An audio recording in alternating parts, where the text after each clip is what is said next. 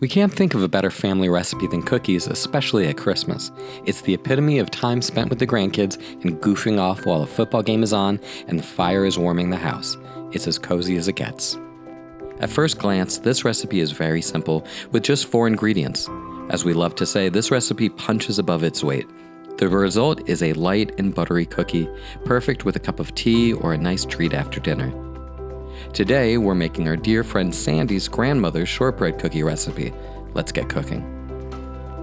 There are only 2 basic steps to the instructions. The first is to take 3 to 3.5 sticks of butter left on the counter to soften overnight and to combine them in a bowl with 1 cup of sugar.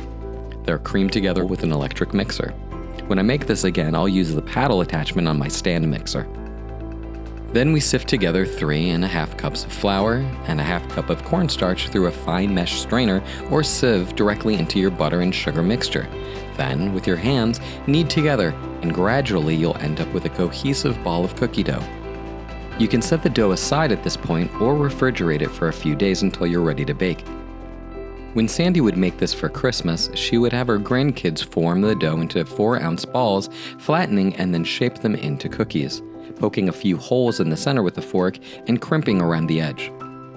After setting the oven to 375 degrees, you can start to bake your cookies. After about 10 minutes, you can check them for doneness. The thicker they are, the longer it takes. Once the cookies are lightly browned, take them out of the oven to cool. For a more traditional style, we smooth the dough into a lined 8x8 Pyrex baking dish and put it into an oven set at 350 degrees. We took it out after about 15 minutes, then scored them into rectangular cookies and poked holes with a fork in the center of each. Then they were cooked for an additional 30 minutes before taking them out to cool. Even though the recipe for these cookies is simple, and honestly it is, it's a great example of a recipe which is not at all intimidating and can be shared with anyone. It's a blank canvas which can include the addition of flavors or decorations. And it's okay if you don't get it perfect. Getting your hands in the dough and laughing while making memories is what it's all about.